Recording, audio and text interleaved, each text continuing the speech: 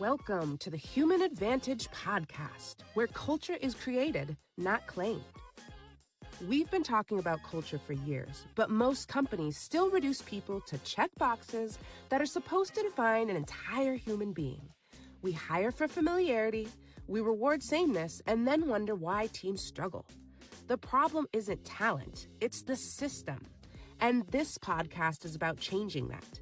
Diversity beyond checkboxes, culture add over culture fit, and how people think is the real differentiator. Because people aren't categories, they're the advantage. So today's episode is a fun one for me personally because we've got Brandon Oliver joining us, who is someone I originally met on LinkedIn just to chat about all things neurodiversity. And somewhere between that conversation and now, he's become a good friend. I check in with him quarterly, and to be honest with you, he's also someone who introduced me to the fact that Canadian Costco's serve poutine. And every time I go into a Costco, I still think about that, and it feels unfair. He is a tech leader, an ERG leader, a dad of 3, and someone who was diagnosed as autistic later in life. He will add, a unique and powerful lens to this conversation and to the work he's doing. So, Brandon, welcome. I am so happy you're here. Oh my gosh, I don't know how to follow that intro. Yeah, I really don't. I think you've talked me up to a point where it's going to be disappointment from here on out. But first of all, Costco, poutine. I'm putting it out there. Come on, just it's not fair, man. I haven't had it since I went to Whistler. Yeah, I haven't had it since Whistler 10 years ago, man. It's not fair. Yeah, no, it isn't. It isn't fair. I joke you not. I think about it every time. I was there this week, and I think Brandon, and I smile, and then I get a little cranky. Dude, Brandon, we had churros for a long time at Costco, and they got rid of that. And that was my devastation. That was my heart. That's emotionally manipulative. That right there. I will say this. I will say this. The hot dog, still absolute top shelf. Pro tip, take the pizza, take the toppings off, wrap that around the hot dog, put it back on the bun. Okay. See, I get the onion. I get the onion pack and put the ketchup and the relish, everything in the onion container. Then you mix it all up, put a little chili packet in there, and then you slap it on. Okay. It's a game changer because then the bag doesn't get all gross. It's there. Yeah. See, this is what happens. We mention one thing about food, and then I'm immediately like, food. Oh, are we here to talk about food? No, we're not here to talk about food. No, let's do it. I'll try to save us from ourselves on this one. Seriously, thank you for that incredible intro and getting to meet Adam before this.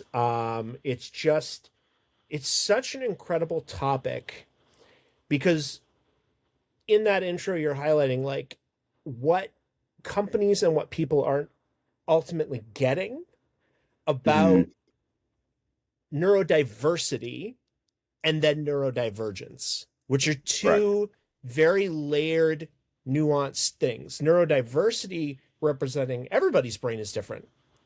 Yep. There is no one size fits all model. Yep. Everybody lived differently, culturally, education, and then their brain works differently on top of that. And then going past that, then you have neurodivergence, which is that statistical model of difference from the rest of the population. Right. And what breaks my brain when it comes to thinking about modern companies, modern hiring, modern organization is that still it is very much, we've got checkboxes, we've got standards, we've got procedures. We focus on the things and we don't focus on teaching people how to learn about other people. Yeah. Well, we're label obsessed, right? We want to label everything and we want to put everything into that checkbox, and being label obsessed is fine to a certain extent to name what you're trying to do. But to me, Brandon, you and I both being neurodivergent, our neurodivergence, while we could both check ADHD, you could check the autism box, our doesn't mean our experience with it is remotely close, right? And so I think we mitigating to those, hey, you have this, so you're this, is the downfall of what neurodiversity is supposed to be, that we all see the world differently, we all have different lived experiences, we all process the world differently. We see that with our kids, we see that with our coworkers, you see that with everybody. We see the world in a different way. But where I'd love to start, because I find this topic fascinating, I'll be honest, Brandon, I feel like an outcast these days, because I was diagnosed almost 30 years ago, right? When this was, my diagnosis was very different for the time. It was very against the stigma back then, was you were the Jack Russell Terrier running circles in the room till you burned a hole in the carpet, right? And that was actually not my diagnosis. My diagnosis, my brain just didn't shut off, and I put the puzzle pieces together in a very different way that I still do, and nobody understands, but it works. But your diagnosis, I feel like, is much more common. I hear these days of people, realizing later in life and understanding the way they think and process a little bit later. And so I'm curious to hear your perspective on that, because I think there's pros and cons to both sides. Part of me is very thankful I was diagnosed earlier. Part of me was like, it kind of would have been nice to be naive at 13 and not know this stuff. And so it's there is a give and take. So I'm curious, how that changed the way you understand yourself being diagnosed later. Oh my gosh, there's a natural evolution that's taken place around diagnosis and how we look at when you get diagnosed and when early intervention matters. For me, growing up, I masked everything. I didn't talk about what was going on. I didn't share anything. And so it was crazy, because when I started to talk about diagnosis, especially with my parents, it was shocking. It was, what? Like, where is this coming from? As we started to peel back the layers of the onion, a lot of things started to make more sense. And this is where it has value based on context. If I look at what we focused on for our kids and their diagnosis, which is ultimately what shone that light on me. Yep. I remember I was in the car with my wife, and I looked over, like completely cold, and said, hey, do you think maybe I might be on the spectrum? It's funny. Tia did the same thing to me. I told her 2 years into our marriage, I said, did you realize I got pretty severe ADHD, right? She goes, well, you never told me, but it checks out. And I was like, yeah. It makes sense. Yeah. And that was it. That was 100% it. It was, that checks out. And so that started the journey to diagnosis. And then diagnosis at such a late stage then leads to recontextualizing everything. Yeah. You don't have that history. So I find that mix of, like, when I speak with somebody who was diagnosed younger, it's a part of who they are. And it's a part of all the context and the lens of how they saw everything. Yeah. For an adult, recontextualizing your entire life experience. And quite frankly, there's a trauma piece in there around where rejection sensitivity dysmorphia is a common issue for ADHD and autism. And when you think back and you're like, oh my gosh, I wasn't just a horrible person. Right. Yeah. Whoa. Yeah. Right. And it's like, it's not that like you walk around and like you're super down on yourself all the time, but at the same time you were, like, it's this weird parallel. And so you go through this, there is nothing that can prepare you for that. And there's nothing in the world of work, there's nothing in the world of society as a whole that prepares you for that. Everything diagnostic related, especially when it comes to neurodivergence, is focused on kids. Right. Yep. And the services then phase out. Yep. When you're an adult And so you're kind of left sitting there like, okay, where do I find my people? So for me, I find my people. I go on to LinkedIn, I go on to social media. Yeah. I work in software. I'm going to find my people. Yep. Yep. Definitely. Definitely. Spoiler alert. Yeah, it's interesting to hear you talk about the contextualization though, because that even being diagnosed early, I'll have moments of that reflection where I'm like, man, why did I hyperfixate on that? Like it wasn't even an important piece. Like why did I focus on that? And then it like because you've lived with it for so long, you get so used to it. And then you kind of look back and you're like, dude, why was I so obsessed with one thing that meant nothing, but like I couldn't get my brain off it for a year, right? And then you realize, oh yeah, like you didn't break that pattern in time, you know? And so it is interesting that that does exist, I think, across the board. Obviously, I think way more when you're diagnosed later, but there's times I look back in life where I'm like, man, I fixated on the wrong thing for way too long, and it's just clicking now of like, oh yeah, man, I didn't catch that in time. So that's super interesting to me because that's adult context contrasted with developmental childhood context. And it's going to be completely different. And this is just another crazy part about the way that the human brain works, because it's always doing all this work in the background. Yes. And so like you're sitting there and it's like you're out having like a family dinner, or you're out at the park, or you're playing sports or something like that, and then your brain like is like, hey, what if I help you remember these like these things that happened to you as a kid for no reason, 100%. and we're going to recontextualize it live, and then you're going to continue to act normal like nothing is happening right now. You're welcome. 100%. Yeah, thanks brain. Great moment. Great. I would love really value add. Right, exactly. With this diagnosis, you know, especially being later, we could talk about it forever. I think we have the, you know, oftentimes lack of understanding when it comes to the workforce. How has it shaped who you are as a leader and how you support your team? Oh, wow. This is a big one for me. I think when I first got into leadership, I kind of ran the be like other leaders.exe and really tried to emulate the leaders that I looked up to.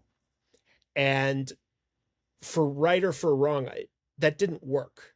It wasn't genuine. It wasn't me, especially when I look at it in terms of like hiring practices and how I approach talking to people, providing questions in advance, basically trying to meet people where they are and in what they need. So the big shift with the diagnosis is that I've started to think about how I want to show up as a leader, as an interviewer, as a mentor, from the perspective of what if it was me? And they often the quote about be the adult that you needed as a kid actually plays out in those moments. So heavy emphasis quite regularly, not on the process part, but on the empathy part.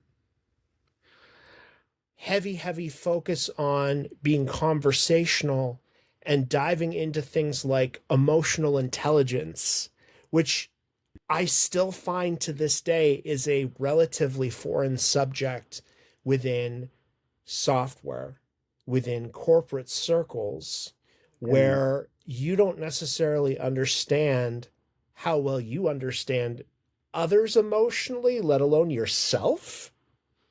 But you're showing up for them in what could be sometimes the hardest days of their lives. Yeah. On a regular basis. Yep. Yeah. And then understanding what their strengths are, as well as understanding what a person is never going to be good at. And then layering that with that checkbox approach of assessment where it's like, oh, you didn't do this, you did this, you didn't do this. Instead, looking at how can we help the person get to doing this thing, or how do we work kind of around that, seeing the benefits outweighing the check boxes. Yeah, definitely. Yeah, that's a powerful statement as of be the person you needed as a kid, right? Be the leader you needed as a kid. And I think all of us, obviously, we have kids. We see it through that lens. I think there's so much power in that message as being a parent and being a leader that you could take from that. A lot of crossover on the board because obviously we see that in our kids. Everyone, they're very unique between the two of them, right? And I think looking at that lens as leadership, though, is your team's unique, right? Your team is built up of different minds, different characteristics. And I think it's something, interestingly in tech, you being in tech, that's a big piece of why. Now, we don't only focus in tech now, we're in just about every industry, but a big piece of why we started this was I felt like neurodivergence was that elephant in the room in tech. Everybody knew it existed, everybody knew it was there. Finally, people were kind of starting to talk about it, but nobody was really trying to solve for it. And that's why we were like, well, nobody's going to do it, we'll do it, right? And that was a big thing behind it. But I joke all the time, like, Silicon Valley was born out of neurodivergence. Like you look at all these tech leaders, you look at everything, like you look at the best engineers, like there's so much prevalence there, but we weren't really talking about it, right? And so I think as a tech leader, what are some, because a big piece of what I like to talk about is flipping this from kind of the medical model of it's something to be fixed to it's something to be harnessed in the right environment. And I also think it's another piece we don't talk about enough is the environmental factors that allows people to utilize that unique way of thinking and allows people to utilize that unique strength that comes with looking at the world differently. So what has benefited your teams looking at it as a leader in tech through that approach of having people who think differently or solve problems differently? When you bring a sense of psychological safety to the table, you give people the opportunity to figure out how to show up. That's their first introduction into that, where, oh, you're not going to come and chew me out for doing things differently. You're not going to come and tell me I needed to be hands-on keyboard from exactly 9 a.m. until 4:30 p.m. You're not hovering. You're not, like, there's so many of these managerial practices that are super old school. They're very industrial age focused that we still haven't moved away from those models. And so when you emphasize psychological safety, you give folks the opportunity to then talk and share and engage. Now, that's only part of the story. That's part of the model. There is a level of guidance that you have to provide as well. And so you have to become a really good people observer, because the reality is, for a neurodivergent, not everybody is blessed with the ability to articulate what they need. Absolutely. And if they can't figure that out, they're overwhelmed, they're stuck. Your next job as leader becomes that of providing guidance, providing support, providing information. And sometimes that could legitimately just be saying, listen, I can see where you're at right now. I want to ask you to step away from the problem. I don't want you to worry about anything else. Go take a walk, go take a break, go do something, literally anything else, and help them context switch to get it back. In other cases, it's about conflict resolution. I mean, talking about neurodivergence and having such strong personalities at the table, you think about some of the characters that have emerged out of Silicon Valley. You think about the Steve Jobs of the world. To use that as an example, I mean, there are quotes about him that are like, did not like that person, did not like that man, awful human, right? And it gets me back, and it's like, man, I wonder if anybody ever, like, maybe just pulled him aside and said, hey, like, saw how you approached that problem. Uh, I feel like maybe, do you know what I mean? Like, and so you don't see that to the same extremes in a software development team. You really don't. Although I've seen some immense personalities in Yeah. those areas. So there's two factors here. It's the providing help, but there's also providing the guidance around Yep. that for them to help navigate things they've never figured out before, because unmanaged, unguided neurodivergence can sometimes cause just as many problems as you're trying to solve. So it's about, Yeah. I don't want it to sound utilitarian, because it's not, because not every person can bring the same energy or benefit just because they're neurodivergent. Right. It's not a superpower across the board. Nope. And the superpower culture can be a real problem, because it's like, wow, you're autistic, right? Like you can solve this math problem for me, right? You got this. Right. Savant level. Right. Come on, Right. Rain Man it for me. And Yep. it's like, no, these are humans. We are humans, flawed in a lot of ways. And so you Yep. have to remember that in both breaths around, yeah, you're providing support, but you also have to provide the guidance. Yeah. Then and only then can you start to figure out how to unlock the innovation side. And even then, it's not a guarantee. Yeah. And even with that that superhuman label, right? Because there's give and takes with all of this, right? So yes, I'm glad that it's being seen as a positive, and we're starting to turn that corner. But at the same time, like even if they were that savant and could solve that math problem, and the oh, go do this, like the oh, this is easy for you, so you're lucky to have this superpower, diminishes the mask wearing that we've all been doing for 30 plus years, and diminishes the hard work and resilience that we've had to build up and to fit into neurotypical systems our entire lives. It's like, oh, that's easy for you, so like your brain works differently, so it's got to be easy. It's like, yeah, it is in this one context, but I've also struggled in a million other contexts that weren't designed for the way that my brain works. And so while I'm glad it gets the accolades, sometimes those broad label, broad titles or broad, misconceptions diminish, I think, what some of us have gone through on the neurodiversity side to say, yeah, I use it as a strength in this environment now, but that doesn't mean I haven't struggled for 30 years trying to fit into your systems that weren't designed for my brain. So incredibly well put. I work very, very hard to bring the best version of myself to what I do. I got to be honest, I'm tired. Yeah, exactly. Yeah. And I get more tired more easily depending on the context of the work week, the meetings, what I might be dealing with outside of work. How much sleep did I get? Oh my gosh. Don't even get us started on the sleep factor when it comes to neurodivergence.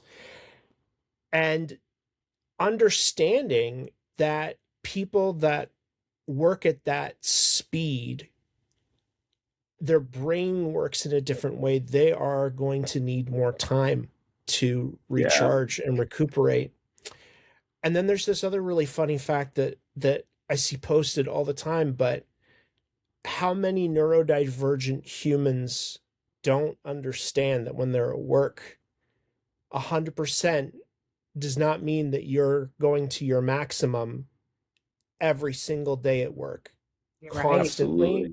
Absolutely. It means that you're bringing what is your maximum available capacity for that day. Yes. So that you don't end the day and then you can't, I don't know, make a dinner. Yeah. It's so true though. Yeah. So true. Yeah. 100%. So being aware of kind of that neurodivergent burnout is just as important. And you talk about like that build of like 30 years of showing up in the spaces that were not designed for us. And that is so powerful because we still build everything we talk about accessibility, you know, as if we've made it. Yeah. Um, Yeah. but you know, anybody that has to go to like Walmart or Target and deal with the lighting or the sound that the freezer makes, right? Yeah. Like, and Yeah. yet, like, it's like for again, for your average human, they're going to be like, oh, that's kind of irritating. They don't understand, and I don't know how I could ever properly emphasize what that does to a person. So now, if you translate that into somebody's work day, if they've had an issue at home, especially if they're like working from home or working from an office, and there's like an annoying sound going on, the lights Yeah. aren't right, something in the clothing they picked that day is bothering them, Yep. they're going to run out of tolerance very quickly. And you need to be prepared to have empathy for that, where it doesn't end up becoming disciplinary. It ends up becoming about understanding. Yes. 100%. So that's a great question because Adam and I talk often about leading with curiosity and understanding. What would be your advice to companies, to leaders on how to do that without requiring a self-disclosure? Oof. This is a heavy topic for me right now. Assume positive intent. Yeah. Assume positive intent. We're modeling our systems and our procedures off of an assumption of abuse. Flat out. We're in this, again, old school model of, if you're asking for it, boy, I need the justification. I need to document this. I need to make sure that you're not getting away with it. And here's the very simple feedback model. If you're talking about something that costs money, set a reasonable limit for where you do not care. Make all of it discretionary spend. And this is simple stuff. We're talking about desk risers or stand-up desks. We're talking about appropriately sized and utilized monitors, ergonomic keyboards, headphone materials. This is stupid simple stuff. Yep. And yet you end up being met with, oh, I need you to fill out this form. I need you to provide evidence of the requirement, doctor's notes, whatever. By the time you're done this exercise, that person feels beyond frustrated, put on display, and it doesn't matter what level of confidentiality you're saying is going to be there. That person is now outed with whichever person they had to work with, whether they wanted to be or not, just to get to the thing they need in that moment. I think it's such a good point, Brandon. I don't think companies realize the ROI of something that simple. So like for my brain personally, I stand if I'm in a meeting, I stand if I'm doing the podcast, I stand if I'm doing basic tasks and stuff, because it keeps me able to kind of focus on the conversation at hand. And you can tell if you watch this podcast, I move around a lot. Sorry, not sorry, everybody, but that's just what I do. It's just how I move. But on the flip side of that, if I need to focus for an hour or two, I have to sit, because if I'm standing, I'm going to get too distracted. I'm going to walk away. I'm going to go see the kids. I'm going to go do this. I'm going to go do that. And so if you want me to sit down and focus for an hour or two, like I have to sit at my desk. And it seems so silly. Like, well, why couldn't you just do it standing? My brain doesn't function that way. So I sit, and it's like, that's a super simple fix that will give you so much more ROI if you let me sit to focus and stand to meet. And it's so simple, but you're right. I don't think companies realize the ROI they get from such a simple change.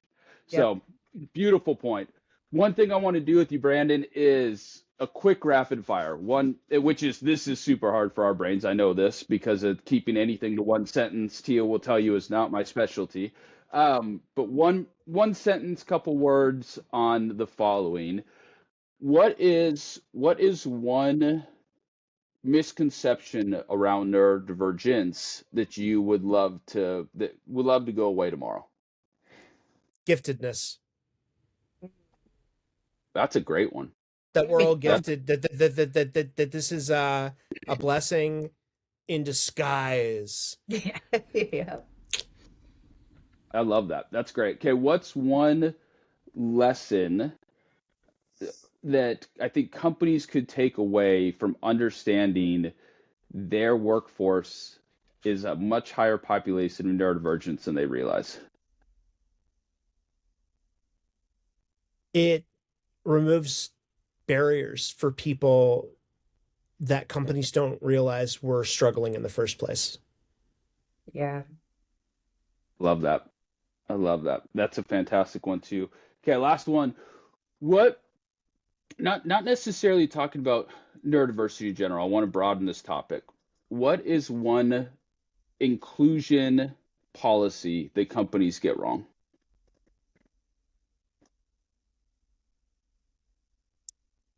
ERGs as a checkbox. Yeah.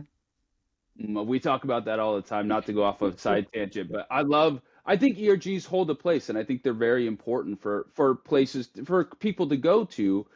But again, it's an other thing. And I get real frustrated with seeing all of these companies with, we have a separate program for this, we have a neurodiversity program for this, we have this. And I'm like, okay, the data suggests 53% of millennials and Gen Zs are neurodivergent. It's even higher in Gen Alphas associated with some form of neurodiversity or some form of neurodivergence. When does it stop becoming this other checkbox, right? And so I do think ERGs hold a very important place in the workforce, but that you can't policy into inclusion. You just can't. Yeah. It has to be embedded in the culture. Yeah. Yes. And if it's treated as a separate thing, it is going to come across as an afterthought. Mm-hmm. Yep. 100%. 100%. All right, Tia, I'll let you get your last fun question in. I know I talk too much. We all know this. I'm very used to it. I'm very used to conversations with Brandon going on. It's okay.